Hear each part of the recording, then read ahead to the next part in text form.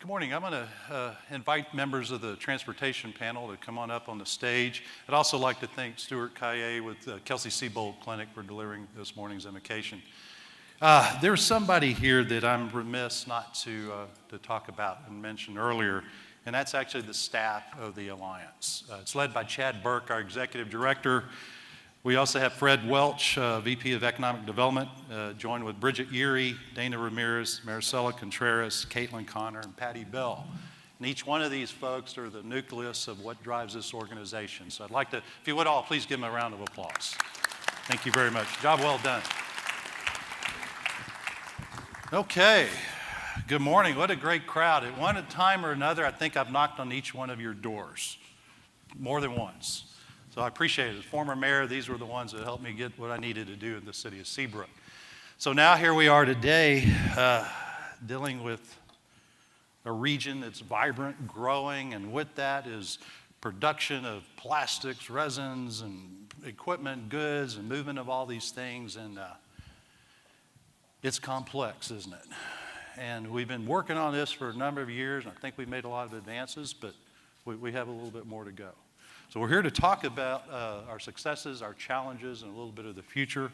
I want to get a chance here to introduce folks to my left is Quincy Allen. Quincy Allen's the director of TxDOT, the Houston district.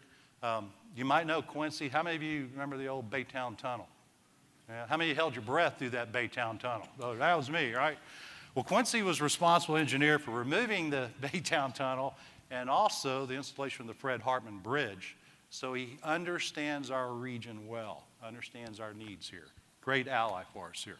Roger Gunther, the executive director of the Port of Houston. There's a guy that they brought out of operations, trained him for 27 years, and decided you're finally ready for the job to take over the Port of Houston and run it for us. He's done an extraordinary job. In fact, he's had to put up with all these Texas Longhorn and U-tips, T-sips, and all that. I can't imagine. Great job. Thank you so much, Roger. Brian Filco is CEO and owner of Jetco Delivery. This is one of the local trucking companies, drayage operators that helps move the goods back and forth between the manufacturers and the port. Very, very needed in the cogwheel of what we do. Very important. It's going to address a little bit of the impact on the human aspect of that. And Commissioner Jack Moore in Precinct 2. How many of you love Commissioner Mormon in here? Hey, everybody does, right? Guy's done a great job. We're so appreciative of everything he's done. He became the infrastructure commissioner here. And what that meant was probably the tilting point when the southeast side of Harris County started to really take off. And I really appreciate that. We're grateful for your work in the region. We'll hear a little bit more about that in a moment. Thank you, Glenn. But I'm going to open this up. We're going to get some Q&A, and we're going to have some questions that are available to the audience here. That the cards will be passed around, allow you to address that on my question list. Quincy, I'm going to start with you. Okay, highway construction. There's a lot of it. I can't help. Every time I get in a car, there's a new barricade everywhere I go. I work downtown, live in Seabrook. It's everywhere. Why now, and why so much of it? What's going on? Glenn, thank you for the question. There are many factors. Our economy's booming. That's driving our population up. But more importantly, I think it starts with the governor. His leadership, he came in and identified congestion as something that we needed to deal with. And he got a congestion relief initiative. He tasked the Highway Commission to lead that. They together found more funding for that with the end of diversions. And then leadership within our legislature to pass Prop 1 and Prop 7 brought even more additional funding to the transportation effort. We were able to double our UTP, our Unified Transportation Program. We were at about 35 million. Today our 10-year plan is, billion. Today our plan is 75 billion, 10-year plan. And that does a lot of things. It gives us money to build, it gives us money to plan, and that's helped get this going at the pace we're at now. Thank you for the question. Yes, sir. Yes, sir. So 75 billion, that's a lot of money. Yes, sir, it is. So how many years am I going to be able to delay getting to Houston? How much more construction am I going to get as a result of that? All right. Most of our projects in your neighborhood are 7-day-a-week jobs, 24 hours a day generally, and we allow the contractor 3 days afloat. Now, a float day is sort of a day off. That usually happens when it's raining. So the point I'm trying to make is we're busting it, and they're humping it. And we'll soon be finished with 290. I don't know anybody came in from the Northwest, but yes, all right. But this year we'll be able to deliver that corridor. Thank you. Thank you very much. Thank you much. This is you've got a tough job. Roger? Okay, we're hearing a lot of logistics, and this is probably more me noting this in the line of work that I'm in, but I've seen what's happened in the Permian. There's logistics issues with the ability to get that product out to market, and it's causing them a lot of problems over there. I know they're addressing it. They're doing a good job. How do we keep this vibrant economy? How do we keep this goods moving through our system to facilitate the needs of your clients in the port? Well, that's a good question, Glenn. And by the way, Quincy, now when I go to College Station, I go 290 again. I used to avoid going to 290 College Station, so thank you for that. But, the efficient movement of freight is vital to not only just our region, but also to the state and the nation. And freight mobility is something that we interject ourselves, collaborate with many people on the stage and as well as across the state.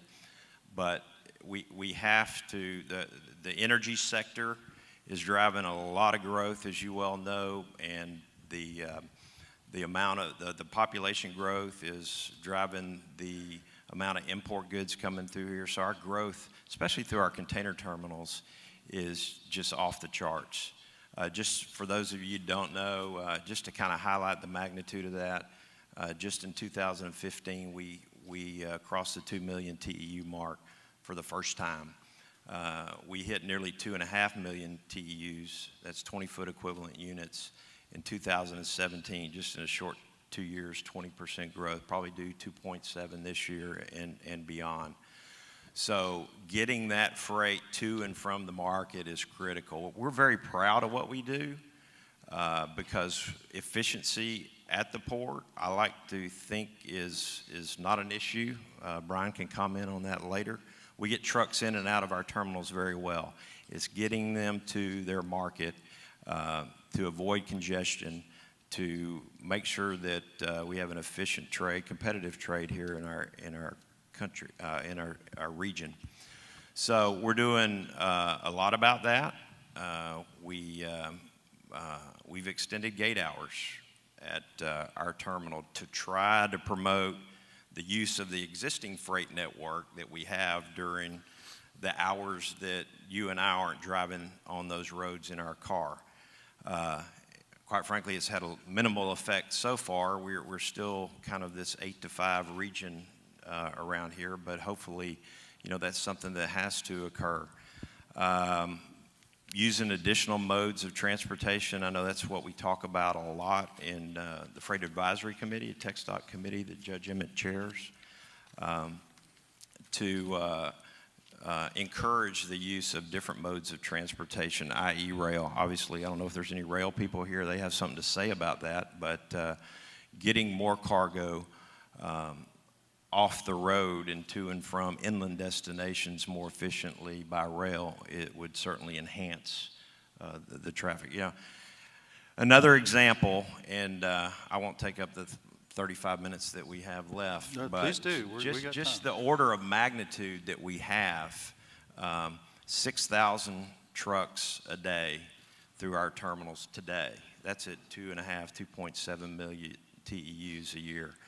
6,000 trucks a day, you do the math, that's 75 miles of trucks if you stack them end to end that we handle every day. We do that very efficiently through our terminal. So if we stop for 1 hour, we have 7.5 miles of traffic at our terminal. We can't afford to do that. And I won't name them all, but they're here. They do. They're a lot smarter than me, and they do that very well. And I appreciate them every day.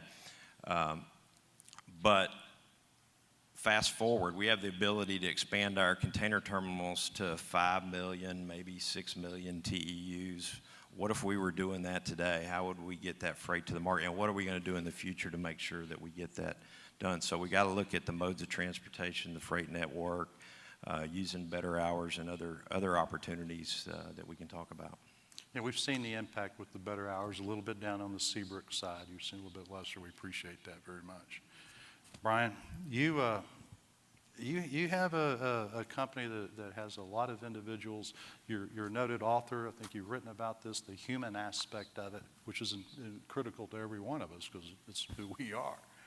Tell me, what are the challenges that you and your employees face, drivers, in this to make all this movement of goods?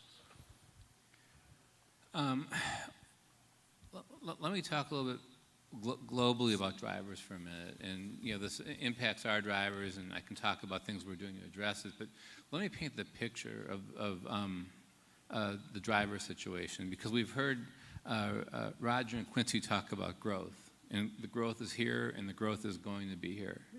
But what's not growing is the driver supply. Okay, in fact, it's contracting. The American Trucking Association points out that the average age of a truck driver is in his or her mid-50s. That's not a good fact. We're not bringing young drivers into this industry fast enough. And the New York Times did an editorial last month where they reported that the average wage of a truck driver, the average earnings is $46,000. Okay, something's wrong with that. So in order to bring drivers back into the industry, number one, pay. Okay, we all understand that truck rates go up and down with fuel. That's really a minor part of the discussion. We, as a supply chain, not just a trucking industry, have to bring wages up. Okay, and that's something that we've done significantly. I mean, we don't have a driver that makes anywhere near that average. Everybody is way above that, because when you take that delta and you spread it among miles or number of loads over the year, if there's a $20,000 delta, all of a sudden by the load, it increases the rate, but guess what? We have drivers. So we've got to have an honest discussion about pay, and then from there, it's all about treatment. We, as a society, this isn't just the trucking industry, have to put respect back in the driver's seat. And, I can control what happens on my yard. Okay, I can't control what happens on the highway. I can't control what happens at various shipping sites. But we've got sites that, no idle in July. Good luck with that. Where you can't even get a bottle of water or get out of your truck to use a restroom. Drivers are in such tight supply that they can and are choosing where they're going to go. And we are no longer in the business as an industry of selling trucking. We're in the business of providing driver services. It's a huge mindset. And that's something that we focused on in our company. So, pay gets you in the door. Pay is critical, and somebody's got to lead, and I think we're leading. But then it's about treatment, it's about dignity, it's about respect. And I don't know where over the years, we as a society have lost that for drivers. But these are the things that are going to bring drivers back into the trucks. And if do I have a little more time? Yes, please. I think this is generational, so I think this is going to take a while. But there are some things in my mind that we can do now to help the driver supply issue. Because again, no drivers, doesn't matter what the growth is. We're not going to get our goods to market on time. I've got three. By far the most important is to make it easier for men and women who served our country and have driving experience in the military to come and work on our highways here. People say it's easy, it's not. It's full of bureaucracy, it's full of red tape. There needs to be a finishing program, right? Just because you drove in the military overseas doesn't mean that you can drive necessarily on 45, but it can be an abbreviated finishing program in a way that I think honors and helps the men and women who served our country get jobs. I also think that when it comes to immigration, I certainly understand both sides of the debate, but just from this narrow thing that we're talking about right now, which is driver supply, if we could figure out a pathway, there's a lot of men and women in the shadows that could come out and help the problem. And the last issue is, all of us who make hiring decisions understand that you look at somebody's background and record, and if they've got a criminal record, it can be hard to hire. And as a society, if somebody does something wrong, they're supposed to do their time. That's the punishment. Integrate them back. So if we could change our minds about that also, you could get some people coming out of the system after reform, after rehabilitation, after punishment, and get them in the trucks. This is not an easy solution. Like I said, this is going to be generational, and it really revolves around pay, treatment, societal respect. But there's things we can do today in terms of, number one, by far, military transition, a more sensible discussion about immigration and penal system reform that I think can have a quick impact. When I have another, we get further, I do want to talk about some infrastructure issues, and I also want to talk about technology and the myth of the driverless truck. Yeah, those questions are on my mind. Commissioner Mormon, thank you, Brian. Commissioner Mormon, you've got some projects going on. A lot of projects going on. You've got a great staff that's assisting you with that, and we've had the pleasure of working with that. Tell me what's happening in the Precinct 2 today. Well, Glenn, first, let me say that we really do miss you as mayor. At least I do. Quincy, probably not so much, because you've got him on speed dial. I know you're calling him every single day about 146. And Quincy, I hope you update us on that. I send him pictures of fruit baskets. I know he can't have it, but pictures Very are good. okay. Yeah, we do. We have a lot going on in East Harris County. Infrastructure, you mentioned it in my intro, and I do appreciate that, by the way. Infrastructure is what we do all day, every single day. But by far the biggest projects that we've got going on are widening of East Belt and the new Ship Channel Bridge.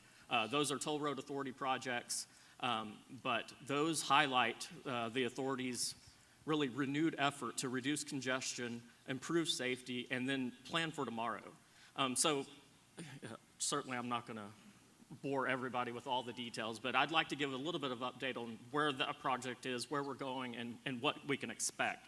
So right now, if you've driven anywhere in the area, you know that we're in construction right now on the East Belt widening project, as well as a brand new Ship Channel Bridge. It's going to be right where the current Beltway 8 toll bridge is right now, but unlike the current bridge, which has 2 lanes in each direction, we're going to double the capacity with this new Ship Channel Bridge. We're going to have 4 lanes in each direction. Right now, I'm sure you're not clapping about the construction that you have to drive through right now, but trust me, it will be nice when it's done. So in addition to having double the capacity, the current bridge has 10-foot wide lanes. If you've driven the bridge, you know those aren't regulation-sized lanes. Those are narrow, more narrow than regulation. So the new bridge will have 12-foot wide regulation lanes. We will have safety shoulders, 2 on each side in each direction, where the current bridge has no safety shoulders whatsoever. In addition, another safety measure is the bridge supports, which are currently inside the channel, will be taken completely out of the channel. So in addition to aiding our traveling public that go over the bridge, it'll aid our navigators that go under the bridge and go up and down our ship channel every single day. I think the Houston pilots were out here, and I just heard cheers from that group. Absolutely. It should greatly reduce their anxiety when they have to navigate around those pylons. But so in addition to increasing capacity, we're going to do this in 2 phases. Right now, the first phase we're constructing right alongside the current Ship Channel Bridge. That'll be the first 4-lane phase. When that one is done in 2021, we are going to knock down the current bridge and build the second 4-lane phase. So during construction, which will take a while, these projects of these magnitude always do, but during construction, we'll never have reduced capacity. We'll always have at least 4 lanes going across the ship channel. We will finally have 8 lanes, double the capacity. Sometime, I'm hoping, and I know our executive director of the Toll Road Authority probably is not in the room, but I always press him, please stay on time, stay on schedule. So if we stay on time and on schedule, we'll have 8 lanes in each direction sometime in early 2024. This project represents the single largest, the single biggest public works project in the history of Harris County. It's about a $960 million project, which I know for Quincy is not all that much. It's a drop in the bucket, but for Harris County, for little old Harris County, this is a significant project. And really it's being driven by the congestion we see now, but by the traffic, the truck traffic and passenger traffic that we expect to see in the future. Right now, this is one of the most heavily trafficked segments on the entire toll road system. We see about 55,000 vehicles a day. And keep in mind, a lot of those vehicles are trucks going in and out of port facilities or ship channel facilities up and down the ship channel. So 55,000 vehicles, many of which are trucks, multiply those by 2 or 3 to get the real actual impact. But in less than 2 decades, by 2035, we expect to see that number to approximately triple, 160,000 vehicles on this segment alone. So while, yes, extra capacity is needed today, we're really going to need it tomorrow. And I commend Gary Treesh, the executive director of HECTRA, John Tyler, and the entire staff for doing an amazing job for not only planning for tomorrow, but planning for our future, because we are so uniquely positioned. We are so lucky to be where we are when we are. Roger and his team do an amazing job. He has an amazing port commission. Roger, I think you've got the best port commission that you've ever had, probably in the history of the Port of Houston. And they're doing such a great job that it's put us behind the 8 ball as far as infrastructure goes. So we're keeping up, and we're glad to, it's a great problem to have. We're glad to be able to say, man, it's really tough keeping up with all these trucks and commuters that are moving here every single day. And so this is one of 24 projects that we've got going on in and around the port to help alleviate congestion and plan for tomorrow. And we're glad to do it because that's what we're all about, infrastructure, all day, every day. And I'm not going to bore you with all the details of all the projects, but the companion No, you're not project- boring. We're going to come back to that in a Okay. minute. I want to hear those. Well, the companion project to our ship channel project is the widening of the East Belt. And so that's from I-45 to 225, right where the ship channel bridge starts. So like the bridge, we're going to double the capacity, 4 lanes in each direction. We've already started construction on that one right now, and we should be finished on East Belt by 2021. So those are the 2 biggest projects we've got going on in the area. The biggest project we'll probably ever see for Harris County in our life. So one of the things we were able to do through the Transportation Committee that's part of this, co-chaired with Bob Edwards of INEOS,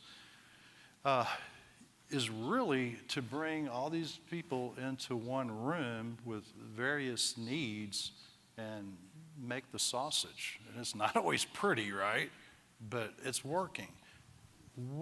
How do we continue that collaborative effort? Quincy, how important is that to TxDOT to hear when all of us come as one voice and ask for projects that are needed? Well, we're so thankful in the interest in our work and that we have funding to make these projects possible. The input, though, that we get from our partners, and I consider all of you to be our partners, is vital to us making the right decision. You know, what's the biggest need? Where is it? We're looking at certainly safety, congestion, economic development, connectivity. We need stuff that connects and works well together once we build it. But more importantly, it's partnerships. And Glenn, you were tremendous with us when we were developing 146. Well, I had a little help down the end there. I'm going to go down there in a minute. But you helped us in ways that these folks will never know about, and I know about it, and I'm thankful. Fruit baskets. So, we're not Pictures. talking about fruit baskets, but anyway, that's a story for another day. I was the area engineer on the east side of our district for 11 years, and I got to do some amazing projects over there, the tunnel removal and doing some things to Fred Hartman Bridge to make it, operate and last longer. Those were real exciting deals. But I was always thankful for the partnerships I had over there with not only the City of Houston, but mainly with Harris County. And Commissioner Moorman and his staff have truly been the best. And we've been pushing what we think is a big job from Crosby up to H&I. It's FM 2100. And the reason that's important, and we got growth in the area, but more importantly, we had the most horrific head-on accidents that you can ever imagine. And when I go in to do a road like that, if we propose a divided median or a raised median in the middle, I mean, you would think that, we're wiping the place out. But they stood strong with us. They were strong partners. They helped us communicate the message of why that raised median needed to be there, and we wouldn't have that project. And, we're talking about millions and billion-dollar deal. That's a $60 million project. It's one of the biggest things I'm doing right now, and I'm so thankful for it. But we couldn't have done it without Commissioner and his staff, and we haven't named any of those guys, but if you guys ever met Jeremy Phillips, I mean, Commissioner Mormon has put somebody with us that is so dedicated to Harris County and to the transportation effort we have. I'm very thankful for that. I don't know if this is time to talk about project, but come back. I do. I want to hear about, give me a big picture. What's all going on? What's on your book here to do for us? We are hitting a lot of areas, particularly on the east side. 146 is certainly one of the biggest projects that we've ever built. Commissioner Mormon is building the biggest bridge in the history of our area. And I've got one that's about a fifth the size of it, but I'm real proud of it. So, and that's the 146 bridge that we have coming over the channel there. But the whole project's about $220 million. We're under contract. We've got a 180-day period here where we kind of get the contractor mobilized and we try to finish up right-of-way acquisition and utility adjustments. And then it'll be, full speed ahead the 7 day a week, I promise you. Before it's going to be about a 5-year project, Glenn. But we're thankful to have it. There were times there we just weren't sure we were going to be able to do it with permits. Not to mention, I know we've got good partners with UP in here, but it wasn't the easiest thing for us to come to an agreement with them. But we got it done, and we're thankful for the goodwill they brought to that discussion, and it was able to happen. Drive me on down 225, 146, 225. We got the bridge. How do I get 610? Well, I know How do I get on out of this Chad's region? prompting you on that, and he's been such a strong advocate with the Economic Alliance for all things transportation area. 225 is just, I've worked on this thing my whole life. Obviously, it was in my area, but we need real work there. We've got a study going on, and it's going to tell us how many lanes. Obviously, you're going to tell me, Quincy, it's easy. We need more lanes. I got it. All right. But it looks like it's going to be a 2-step process. We need to finish the planning, and I need to do some work on there right now, to make it better for our customers. And so that work's coming. It all starts with a planning study. I didn't want to take you to transportation school here, but just real quickly, until the UTP was increased, if we didn't have funding out there on the horizon, we were reluctant to do studies because we didn't want to spend money on something that may not come to pass in 15 or 20 years. Now it's like everything is ready right now, and we're playing a little bit of catch up, but we'll get there. You didn't mention I-45 going down to Galveston and the port, and it also connects, obviously at 146 there in Texas City. We've got $400 million of active construction projects going there now, and we've got $500 million funded. And we're going to take the Gulf Freeway all the way to 61st Street. If some of you ask how many times are we going to keep building that, then we'll talk later. But the growth drives that, and safety drives it, and making it better, for the area is what we're after. We talked about 225. 146, I-45, 2100 is going to help us get up to H&I. That's a big project that we have that starts in Baytown and gets over to I-69 near New Caney. That job's under construction, and it's a small $800 million job that's quietly coming together. So it's not quite as big as a bridge, but we're certainly proud of it. The last but not least is I-10 East. Okay, now there's sections of that we haven't touched in my whole life, it seems like, at TxDOT. But we're now looking at it we've got an ongoing study. We're looking at it from downtown all the way to Mont Belvieu. Now, I know Mont Belview's in Chambers County, so I hadn't lost my mind, but that's a good logical terminus because we've got a lot of plant activity in that area, and we see where the growth's going.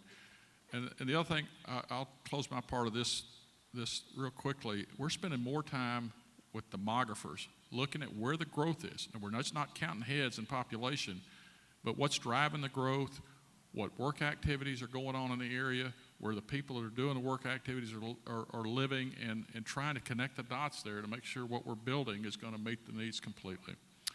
I'll end with thanking everyone again for your partnership. We can't do it without direct feedback, direct input. I've never had a bad conversation with any one of you. Most of you have my cell phone number. If not, Glenn will give it to you. So, all right, I'll let you go. It'll cost you $5. Fruit basket.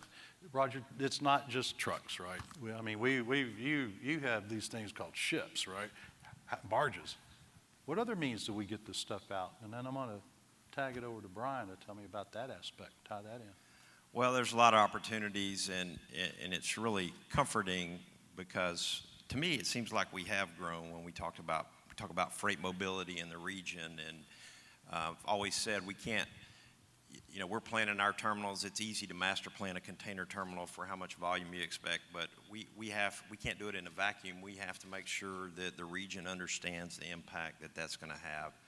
So we're trying to get the momentum going. We are going to, and we do have an effort to master plan for the future. I think we were, maybe a lot of others were guilty of not planning far enough out in advance. We have what we're working on is something called a real innovative, the 2040 plan. But it is, hey, what is our port going to look like in 2040? But that's just not about port facilities. It really gets into a lot of area focusing on freight mobility that we've already talked about. But Glenn, you're right. The competitiveness and the mobility of freight in Houston and our region actually starts at the sea buoy.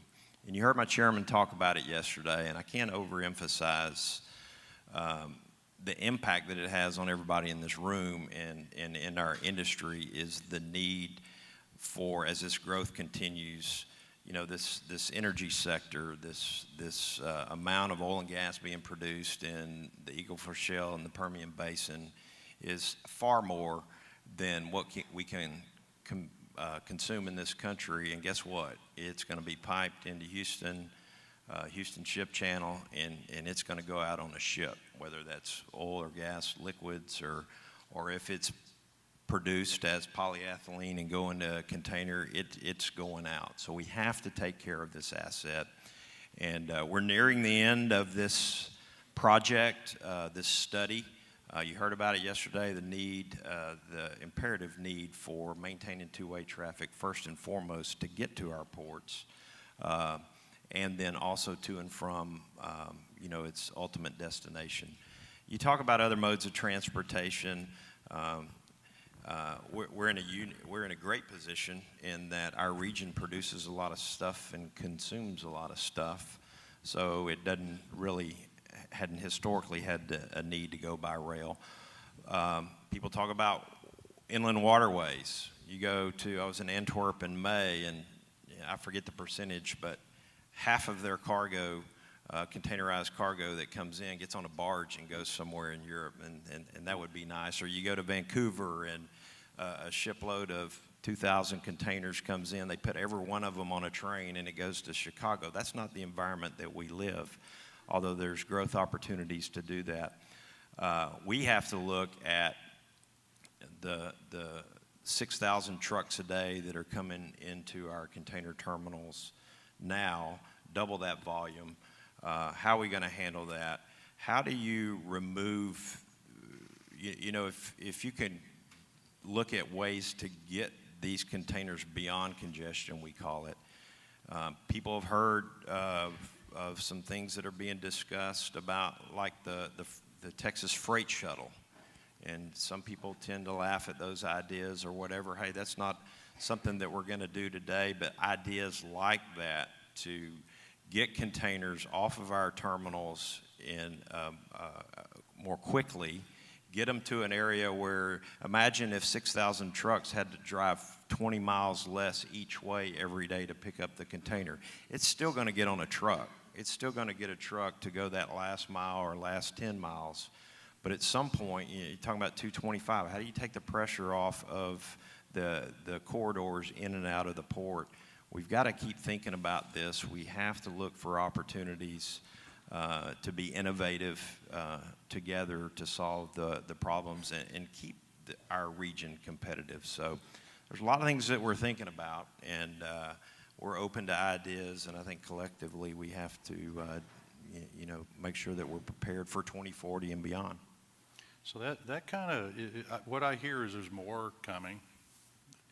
And I look at Brian, what you just told me about the driver situation, and this, I don't want to put a little more pressure on you, but it looks like there's more coming your way. What technologies are out there beyond the human? What are things that you're seeing? Is it autonomous vehicles that address the future? Is it blockchain technologies for the load tracking and things of that nature? I'd like to know, you're in the best positions, all of you on this panel. take us where we're going to be 20, 30 years. How do we maintain the competitiveness of the Houston Port region? Tough question. Let me first start by kind of talking about what I see for the next 10 years. And, then maybe talk a little bit more about, the future beyond that. But when it comes to technology, there's a lot of people out there talking about driverless trucks, truly autonomous, no human being in the trucks. Now, I had a great breakfast with some high school students today. They may see that, okay? But for the next at least 10 years, 15 years, forget about it. I take a completely opposite view of technology. I think technology is going to make driving fun again. I think technology is the vehicle to get the driver back in the truck. Driver assist. The manufacturers are improving ergonomics. They're improving the comfort of the sleepers. They're making from technology assisting lane departure control, rollover, stability. I think that technology is going to bring drivers back into the truck. We all know the technology is there now or about to be there for a truck to drive itself. We know that. But we've got to look in the mirror and admit that we as a society are not ready for that.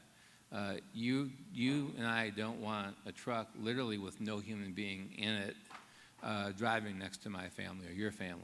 That Uber accident, the fatality in Arizona with a car, wasn't just an accident. It basically caused Uber to derail its entire autonomous driving program. We have a long way to go. So let's look at technology as an asset to get the driver back in the truck, not to replace the driver. Now, the high school students are going to see something different. We know it's coming. But the people that think it's around the bend, and let's just say 10 years is around the bend, I don't buy it. But I do see the benefits of technology. I also, in the political and the public sphere, we always see truck and rail arm wrestling, right? In the real world, nothing could be further from the truth. In order for us to get through the next 10 years, we need a vibrant multimodal infrastructure. That includes trucks, it includes rail, it includes barge. Everybody has to be part of the solution. So the idea that, truck is better or rail is better, quite frankly, the cargo has this funny way of finding the best mode of transport for that particular cargo. So we've got to continue to be sure that we're investing in multimodal. This isn't just about trucks, it's about everybody. And some of the arm wrestling that you see publicly, in my mind, is counterproductive. What really needs to happen for us to have an infrastructure that's going to keep up with our growth. Comment about the port for a minute. You have two groups of people, one that can nitpick every issue at the port, and then ones like me that saw it 15 years ago and see it today and know just how good it is. And the investment that the port has made in technology, faster turn times, right? That's productivity. Those faster turn times help the driver be more productive, earn more money. It's not all about pay raises, it's about cutting waste out of the system. And the port has done that. And Roger mentioned that it's been a slow start on longer hours, and I think Roger was kind when he said slow start.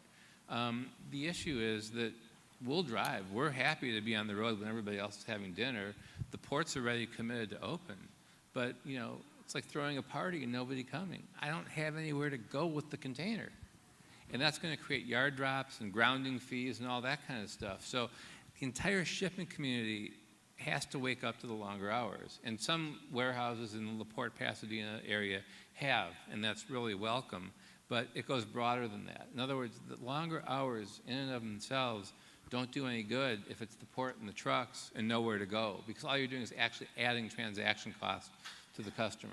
So we as a shipping community have to understand what the port has done, the amount of work it took the port to get customs to agree to the longer hours, and the consequences of not using them. As I would imagine, if I was at customs, at some point I would say, why are we doing this? So I think it's a really, really big deal. We need to talk about future infrastructure investment, but we have got to use the infrastructure we have today smarter, and that's all about longer hours and about us operating more when everybody else is off the road. The last point I'd make is that, you can haul safe and heavy. And it's just logic tells you that if you have a load that's 45,000 pounds and you can get that load up to 52,000 pounds, well, that's less trucks on the road. You know, you've got to maximize the efficiency of the truck. And there's still people out there that think that the most you can get in a 40-foot container of commoditized cargo is 46,000 pounds. That's just not true. We've had what's called the Texas Weight Tolerance Permit in place forever that lets you beat 5% over gross. And then there's a new law that lets you get even higher weights. So what we've got to do is we've got to promote efficiency, promote turn times, not just at the port, but at the consignees and the shippers. These are the things that we can do, I think, over the next 10 years to accommodate growth, is use what we have, cut the fat out of the system. And then, you know, in the future, looking beyond that, you know, as Roger's saying, 2040 or beyond, it's hard to know. I mean, you see the autonomy, right? You see the level of investment that's being made in infrastructure. You can see all the forward thinking.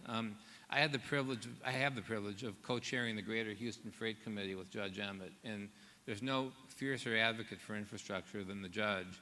And it was a treat to do that, being in the private sector, not having a policy background, but kind of seeing how we're allocating tax dollars for those last mile critical corridors. The investment and the intent is here, but what we've got to do is figure out how to keep using what we have while that takes time to take effect. Thank you very much. I appreciate that. You know, one of the things I learned as an elected official was to answer the question I really wanted them to ask, right? This is your chance. What is the answer you'd really like for our folks to hear about your position and where we are in transportation today? Commissioner? Well, and I'll be brief because we're running out of time, but yeah, Glenn, you mentioned it, and Quincy, you touched on it as well. For me, it's really all about partnerships. We all can do so much more by working together. My annual transportation budget is about $25 million, give or take. It depends on how our revenues go. But I get about $25 million of transportation dollars each and every single year. And that doesn't go a whole lot. That doesn't go very far if I don't have great partners. Quincy, I didn't give you the credit you deserve, because we're going to build 8 direct connects from 225 to Beltway 8 on this expansion, all 8 of them. And we wouldn't be able to do that without TxDOT. Absolutely. I've got about 5 different projects on my list. I'm not even going to go into any of them. But 3 of them are partnership projects between the Port of Houston and TxDOT. Yeah, so it's really incredible. It really helps Precinct 2 stretch its dollar to a maximum benefit. Our transportation needs are unlimited. Our transportation dollars are very limited. And Glenn, when you were mayor, we did the same thing. We did projects throughout Seabrook as partnership projects. So I think in this day and age, and we all realize it, that by working together, we really can put this region first, and we have been doing that. Thank you very much. Well, folks, we're about out of time here. I know every one of these gentlemen to be readily available to answer questions that you may have about transportation. I think you'll probably be around here a little bit for the morning. Please do. I want to thank each and every one. Thank you for your partnership with the Alliance. I know Chad's thinking, he's on his knees over there thinking about that right now. We appreciate every one of you. We would not be the region we are today if we weren't able to move the goods, right? It's the critical piece of the cogwheel. I still need all you guys out there at the plant managers. Keep making those goods, because we got to get them on down the road. But thank each and every one of you. We appreciate you being here, and thank you to our illustrious panel.